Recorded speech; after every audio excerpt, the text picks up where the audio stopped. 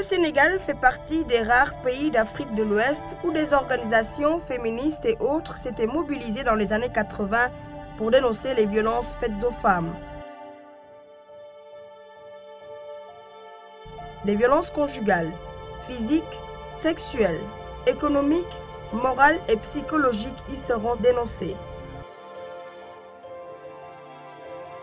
Aujourd'hui, malgré l'avancement dans les sphères sociales, malgré un cadre juridique en constant perfectionnement, les femmes continuent de subir des agressions basées sur la discrimination sexuelle. Il existe différentes organisations de femmes qui luttent sans relâche par tous les moyens pour que cesse ce fléau.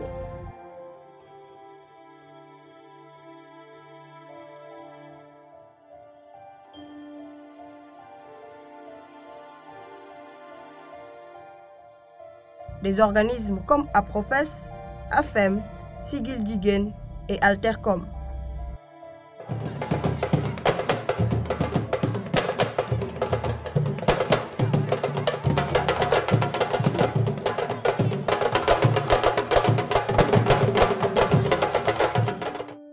La mission de l'association des femmes de la Médina est de contribuer à la promotion du statut de la femme sénégalaise.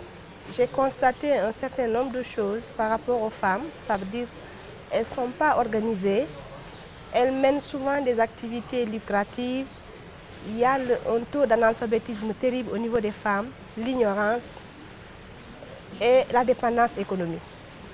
Voilà ces éléments de constat qui m'ont poussé à mettre sur pied cette association. Elles n'ont pas d'argent, elles dépendent des familles, la plupart dépendent de leur mari, dépendent des ménages. Mais une femme qui a une assise financière, qui est autonome, qui contribue dans la famille, qui contribue aux charges familiales, n'est pas violentée économiquement. Moins visible, mais très présente au Sénégal, la violence économique est celle qui isole la femme et la soumet à la domination de l'homme. Toujours demandée pour faire quoi que ce soit, pour acheter quoi que ce soit, la femme devient trop souvent prisonnière des choix de son mari. Existe-t-il une issue? Du moins, plusieurs efforts sont mis en place pour éduquer ces femmes et les remettre en action.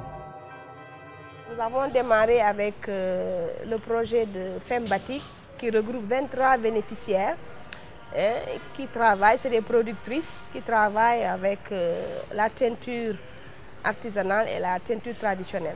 Bon, moi, avant de venir ici, j'avais mon kiosque à pain. Je vendais du pain. J'avais mon kiosque juste devant la porte de ma maison. Je vendais le pain chaque matin. Bon, il n'y a pas tellement de revenus. Et avec le pain aussi, tu n'apprends rien. Tu ne fais que vendre. Mais depuis que je suis venue ici à AFEM faire le batik, moi, je travaille à la maison. Et j'ai maintenant des ressources. Parce qu'à l'approche des fêtes, je fais beaucoup de teinture traditionnelle et du batik aussi. Et là, j'empoche beaucoup d'argent. Et je partage avec mes enfants et mon mari. Ça me rapporte quand même la connaissance surtout. La connaissance, c'est ce qui est intéressant. Parce qu'à partir de maintenant, si je me libère même, je pourrais aussi partager avec d'autres. Et c'est ce que je souhaiterais. Partager ma connaissance avec d'autres femmes. Créer aussi, moi aussi, quelque chose qui peut rapporter à ces femmes-là. Quand nous, on aura fini tout ce travail-là, on souhaite que la femme aille de l'avant pour former d'autres personnes et nous, on ira aussi de notre côté former d'autres personnes. Donc, je pense que la question des violences a plusieurs aspects. Il y a l'aspect social, il y a les aspects économiques, il y a les aspects socio-culturels. Nous, on est dans un pays où il y a beaucoup de pesanteur, beaucoup de contraintes. Parce que la société est tellement conçue au point qu'elles sont toujours marginalisées, elles sont toujours minorisées, elles ne prennent pas le devant. Je pense qu'elles doivent être derrière les hommes tout le temps. Ça, c'est une forme de violence. Avant la femme, je n'ai jamais fait du batik. Et au fur et à mesure qu'on travaille, nous avons tous la main. Parce que chaque fois, on fait des choses extraordinaires. Aujourd'hui, on fait ceci, demain, on fait cela. Et nous avons vu que ça progresse. Ça progresse. Pas mal de gens ici travaillent maintenant des choses vraiment extraordinaires. Et on voit que les gens apprécient. Pour la mini-savonnerie également, ce n'est pas un projet en fait financé, mais c'est effectivement sur initiative de la femme toujours, dans le sens de l'entrepreneuriat féminin. Avant, je ne faisais rien. Je faisais du petit commerce, je vendais par-ci, par-là. Mais depuis que je suis à la mini-savonnerie, je trouve que ma situation a changé. Parce que je fais beaucoup de choses avant que je ne pouvais pas le faire, honnêtement. J'ai pas mal fait de formation.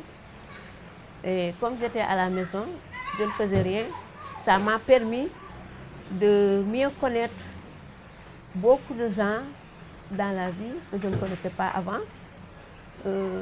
Parce qu'on allait fréquenter les autres organismes. On allait dans les réunions des autres organismes et pour voir comment ça se passait là-bas. Pour voir comment ça se passe dans la vie. Et ça nous a permis de connaître beaucoup de choses aujourd'hui.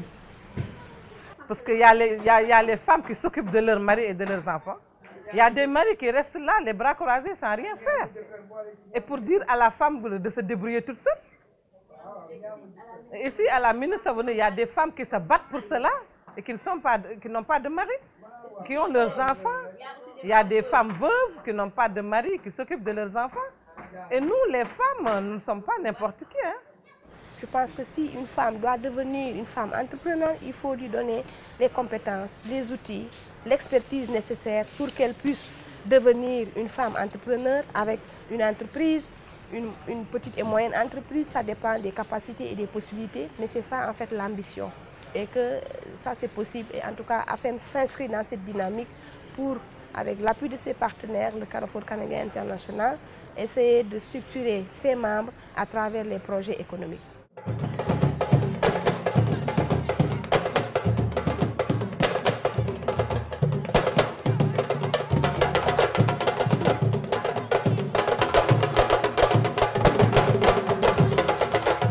La professe se focalise sur la promotion des droits, la promotion et la défense des droits des femmes. Nous avons la structure à professe, donc qui travaille au niveau des zones d'intervention avec les superviseurs. Mais au niveau local, on va retrouver nos mutuelles, le réseau des mutuelles d'épargne et de crédit et les mutuelles de santé. Vont venir au niveau de ces villages donc, pour prendre en charge la dimension économique et la dimension sociale à travers la mutuelle de santé.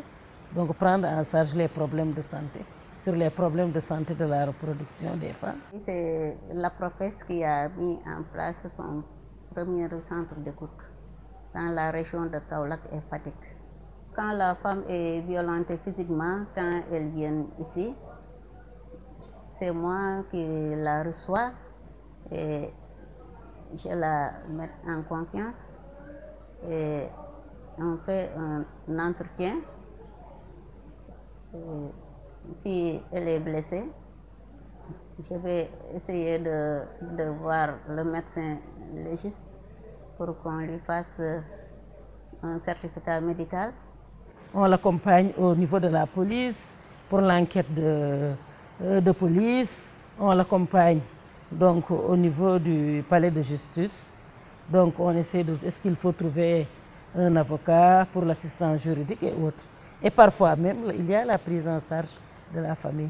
Et même aujourd'hui, nous avons vécu un cas de violence. Une femme qui a été battue par son mari.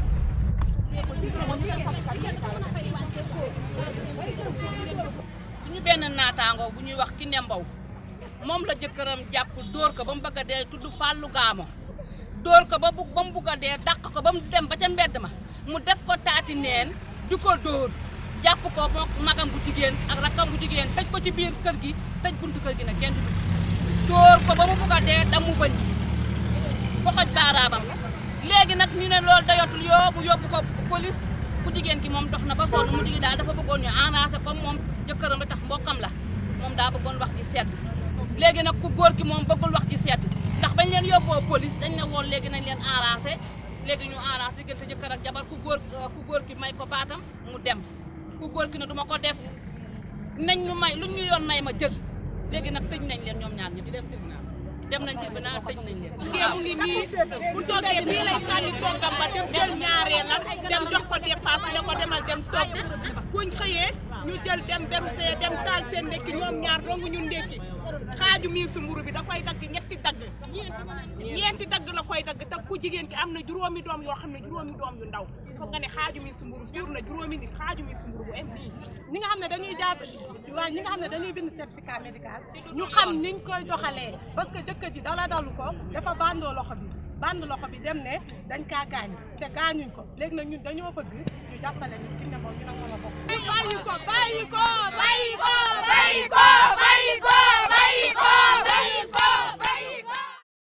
Donc la femme se retrouve en prison, son mari se retrouve en prison. Ils vont faire le jugement pour dire à la femme, tu as blessé ton mari t'a blessé. Et après le mari va sortir de la prison et la violence aussi va continuer à faire son chemin. Mais aussi nous avons les violences faites aux filles et aux enfants, des violences comme l'excision, aussi des violences morales aussi, comme le mariage forcé. Nous avons aussi des types de violences spécifiques à l'Afrique, au Sénégal. Il n'était pas bien organisé pour me mettre dans de bonnes conditions.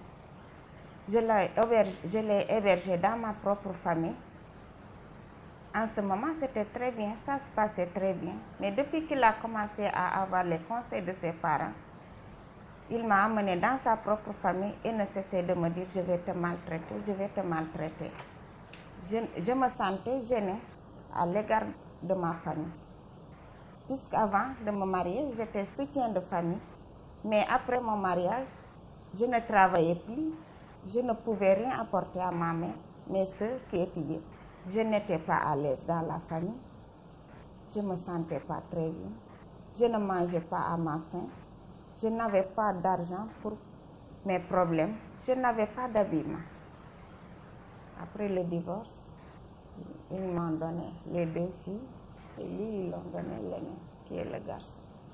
Mais grâce à Professe, parce qu'à chaque fois, même jusqu'à nos jours, elle ne cesse de me conseiller et de me soulager. Jusqu'à nos jours. Être reconnu à égalité de dignité dans l'exercice du droit, dans l'image projetée et utilisée, dans les comportements de société, dans les rapports privés, c'est l'essence même du juste combat que mènent les femmes depuis si longtemps. Ce combat contre les violences faites aux femmes s'inscrit dans cette conquête de dignité, de justice et d'égalité. Il a fallu que les femmes s'associent, s'unissent, mettre leurs forces en commun pour faire de ce combat une mission face à la complexité du problème.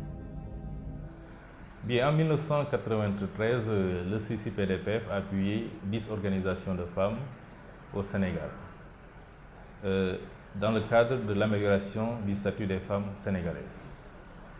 Au terme de ce projet, les organisations membres qui ont bénéficié donc de ce projet se sont mises en réseau pour essayer de travailler ensemble de manière synergique.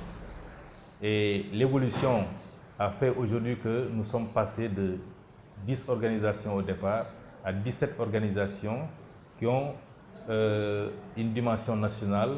Par conséquent, Siggil Jigéen, c'est rehausser le statut de la femme sénégalaise, c'est améliorer son statut, c'est également d'une manière générale travailler à l'éveil des consciences, à l'éveil des responsabilités au niveau de la société sénégalaise. Parce qu'on dit généralement qu'éduquer une femme, c'est éduquer un peuple. Au niveau du réseau, nous recevons souvent des femmes qui ont été victimes de violences dans le cadre de notre centre d'écoute et nous les orientons vers les structures adéquates pour leur prise en charge de manière effective. Donc comme activité phare, nous pouvons dire que nous travaillons plus en amont, c'est-à-dire sur les actions de plaidoyer. Le plaidoyer, en fait, c'est une action politique qui doit amener les politiques à réagir. En fait, c'est ça le plaidoyer. Donc, on définit des objectifs de plaidoyer pour amener le politique à adhérer à notre cause. Si le forum que nous organisons aujourd'hui, c'est un forum de plaidoyer sur l'impunité relative aux violences faites aux femmes. C'est un forum organisé par le réseau Siggil Jigéen, la Professe, la FEM et Altercom. en partenariat avec le Carrefour canadien international. Donc ce forum nous permet, nous, défenseurs des droits des femmes et des filles, de mieux nous concerter et d'avoir des actions synergiques. Parce que le réseau Siggil Jigéen a été à l'origine du Comité national de lutte contre toutes les formes de violence dont j'assure la vice-présidence et que d'autres organisations sont membres et affiliées, ce qui nous permet d'avoir un panoplie de personnes ressources, aussi bien des juristes que des assistantes sociales, des éducatrices spécialisées, des sages-femmes et nous-mêmes, les psychosociologues et des sociologues. Je prends part à cette rencontre parce que tout simplement j'y ai été invité pour faire une communication sur l'état de violence faite aux femmes. Et ensuite j'ai accepté parce que je suis magistrat chargé d'appliquer les lois de la République. Donc nous avons organisé cette session de plaidoyer pour interpeller les politiques et les parlementaires à réagir par rapport à cette loi. C'est pourquoi nous avons terminé notre journée par une déclaration et cette déclaration sera remise à toutes les autorités, donc fera le tour de toutes les régions à travers les gouvernances et ensuite cette déclaration va parvenir au gouvernement et aux parlementaires pour que vraiment ils prennent les mesures nécessaires pour une application effective de la loi. Il faut que cessent les violences faites aux femmes, mais il faut aussi leur donner la parole. Mettre à l'écart l'opinion des femmes, c'est en quelque sorte leur faire violence. La communication est un outil primordial pour dénoncer les problèmes et mieux cerner les préoccupations de celles qu'on met trop souvent de côté. Manoré FM, la voix des femmes, est une radio communautaire créée par l'Association pour les femmes et la communication alternative, plus connue sous le nom de Altercom. Manoré FM a commencé à émettre depuis juin 2002 et s'est spécialisé sur les questions de femmes et développement. Donc c'est une radio thématique. Nous donnons la parole aux organisations féminines, aux juristes, aux sociologues, aux victimes, de venir poser les questions des violences faites aux femmes. Ceci pour dire qu'il faut aujourd'hui que la radio puisse aller dans le sens des réformes pénales qui doivent être engagées, mais surtout aussi que les victimes peuvent y venir pour exprimer leur point de vue par rapport aux violences qu'elles ont subies. Manoré est une radio bien spéciale avec sa ligne éditoriale qui est bien particulière, hein, parce que c'est une radio qui prend en compte toutes les préoccupations des femmes qui s'activent dans différents secteurs. Donc au niveau de la radio, au niveau surtout des reportages, cela se ressent. Au Sénégal, les Navatannes sont très connues et très prises au sérieux par les jeunes. Ce sont des activités qui réunissent la jeunesse pendant une période des vacances autour du sport, de la culture et de la sensibilisation contre certaines maladies hivernales comme le paludisme et le choléra. Manoré a commencé à agir au niveau de la conscience pour amener les femmes à dénoncer leur bourreau, mais surtout aussi Manoré reçoit des cas de victimes de violences. Et nous en avons beaucoup de cas, donc de la femme abandonnée à la jeune fille violée, Manoré en reçoit. Et pour preuve, nous avons reçu une femme qui a été abandonnée par son mari, cela fait très longtemps. Elle s'est retrouvée avec des jeunes filles et des jeunes garçons qui avaient abandonné l'école. Et aujourd'hui, grâce à Manoré, une de ses filles a commencé à apprendre et les cours ont été pris gratuitement par l'école où elle est inscrite. Donc au niveau du terrain, les reporters donnent la parole aux femmes. Elles s'expriment librement aujourd'hui grâce à Manoré. Et une fois de retour à la rédaction, les reporters exploitent cet élément. Nous sommes en train de développer tout un programme de formation et dans ce cadre-là, le personnel de la radio, aussi bien que d'une dizaine d'autres radios communautaires, ont pu bénéficier de la formation sur les violences faites aux femmes. Un peu pour dire aujourd'hui que les radios communautaires auront beaucoup de la matière à traiter la question des violences faites aux femmes, mais elles seront aussi les personnes ressources à utiliser et des thèmes qui pourront beaucoup leur servir dans le cadre de la production radiophonique. Mais la formation, ce n'est pas seulement à l'intérieur de Manoré. La formation aussi, c'est dans d'autres organisations comme Amnesty International, comme WILDAF, comme le comité de lutte contre les violences faites aux femmes qui nous associent dans le cadre de la réflexion pour pouvoir accompagner les animatrices et animateurs de Manoré FM sur cette question.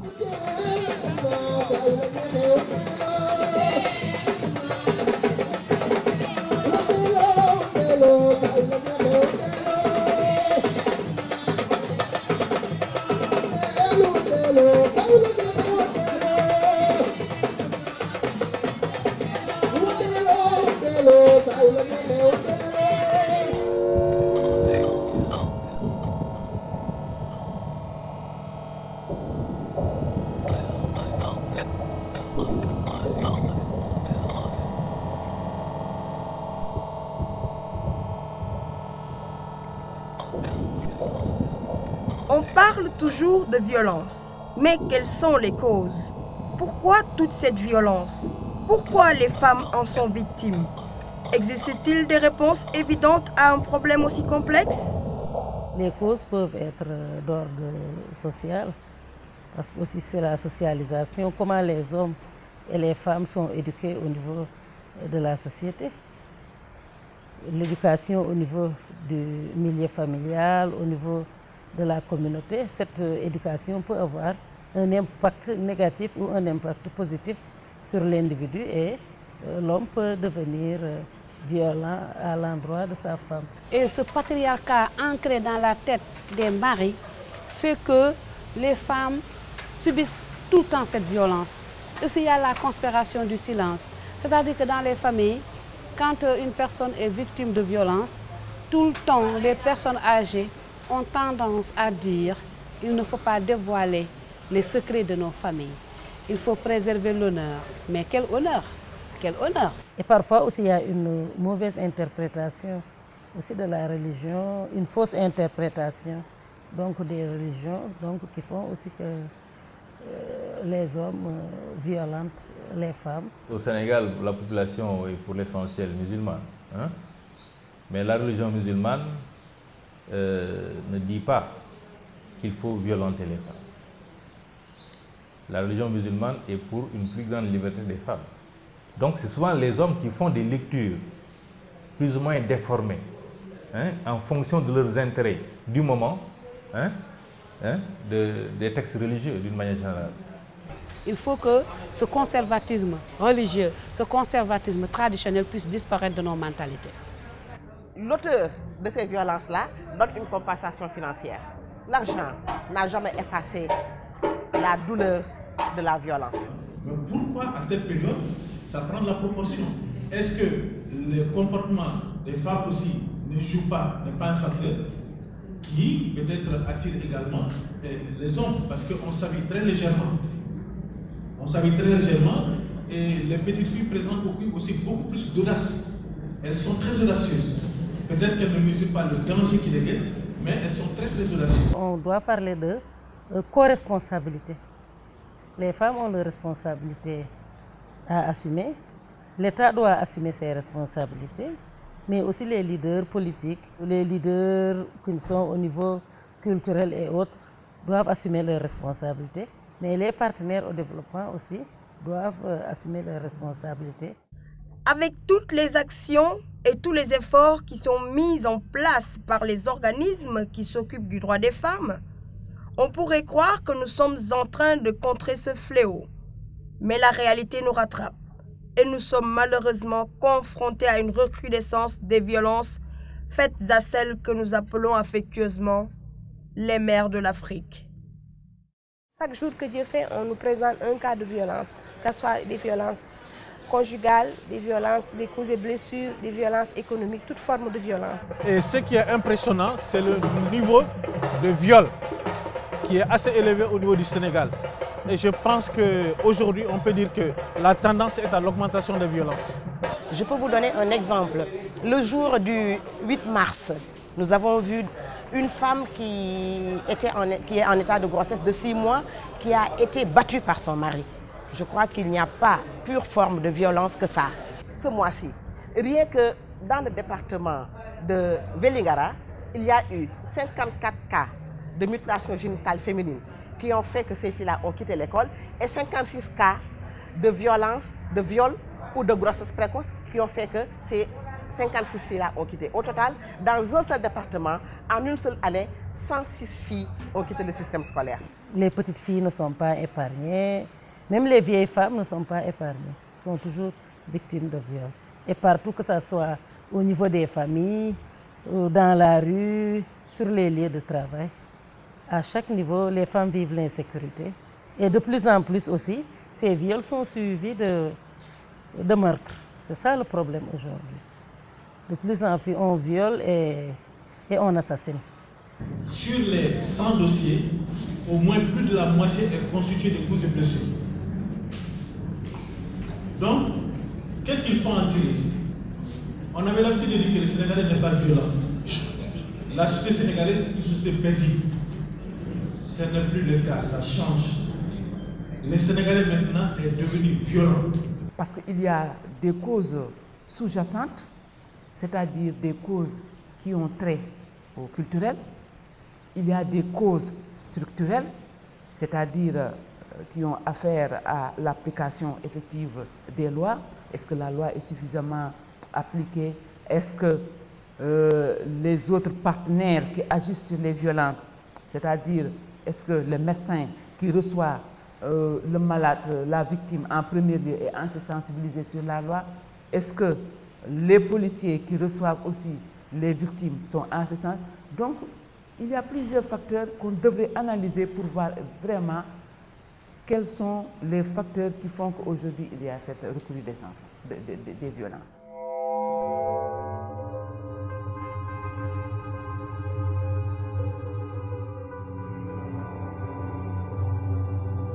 Devant toute cette violence, on peut espérer qu'avec le système judiciaire et les efforts de toutes ces femmes, qu'il y ait une amélioration de leurs conditions.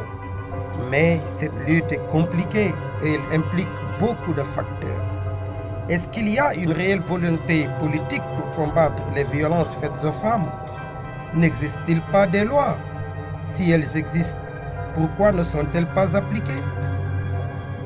Je pense qu'après avoir combattu jusqu'à présent et que la loi ne punisse pas les hommes, il faut qu'on continue à lutter pour qu'on puisse les punir quand même. Parce que s'il y avait des punitions au début, pour moi, je pense que ça n'allait pas traîner jusqu'à présent. Et au niveau du tribunal, les cas de violence sont tellement récurrents, n'est-ce pas qu'en fin de compte, disons, on traite ça comme un cas de vol à la tire. Et donc, la loi n'est pas appliquée dans toute sa rigueur. Et dans le plaidoyer d'aujourd'hui, justement, parmi les revendications que nous posons, c'est que non seulement la loi puisse être renforcée, mais également qu'elle soit appliquée dans toute sa rigueur. Donc là, sur ce plan, quand on nous parle d'impunité, je me réserve le droit de dire que moi, je ne suis pas d'accord avec eux. Quand on parle aussi de la non-application des lois, je me dis que je ne suis pas d'accord avec eux. Bon, dans la plupart des cas, moi, je pense que c'est les femmes elles-mêmes qui ne mettent pas en marche la machine judiciaire. De par mon expérience personnelle. Des fois, vous voyez des cas de violence, la victime, elle se présente au commissariat, vous la prenez en charge, vous lui demandez de se procurer un certificat médical et tout ça, vous faites votre audition, sincèrement parlé, vous voulez faire marcher la machine judiciaire. Mais à un certain moment, c'est la victime elle-même qui se rétracte. Pour vous dire, non, commissaire, moi, je ne peux pas porter plainte contre mon mari, je ne veux pas que mon mari soit traduit devant les juridictions, de par ma faute. Bon, je ne veux pas que mon mari termine en prison parce que j'ai des enfants avec lui. Bon, il y a d'autres aussi qui pensent automatiquement que quand elle envoie leur mari en prison, ça veut dire que le divorce s'annonce. Ce qui fait que, bon, en général, les femmes sont réticentes. Les conditions de preuve en cas de viol ou en cas de violence faite aux femmes, souvent, les femmes n'arrivent pas à réunir ces conditions-là. Le certificat médical, ça paye très cher. Et souvent, elles n'ont pas les ressources nécessaires donc, pour payer afin d'obtenir ce certificat médical. L'État du Sénégal s'est lancé dans la mise en place d'un système, en tout cas de répression des violences dont les femmes sont victimes. Et pour cela, en 1999, il y a eu une modification assez importante des dispositions du Code pénal où on a introduit de nouvelles infractions concernant les femmes. On a renforcé également la sanction de certaines infractions qui existaient en raison de la qualité de la femme en tant que victime.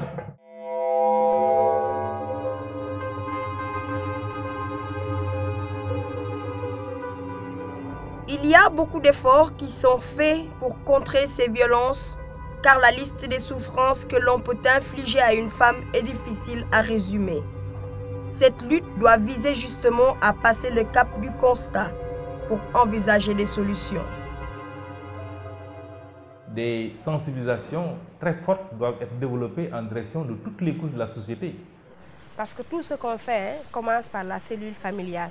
Il faudrait à partir de la cellule familiale commencer à communiquer avec les gens. C'est que les femmes et les filles soient aptes à se protéger elles-mêmes. Que la communauté les protège, c'est bien, mais que ces personnes-là, les femmes et les filles, puissent avoir les outils, les comportements et les instruments nécessaires à leur autoprotection. Les conseils que je donnerai aux femmes victimes de violences sont d'avoir la patience, le courage, la dignité, parce qu'être victime de violence ne veut pas dire la fin du monde, et savoir qui parler à vos problèmes, où se renseigner pour les solutionner.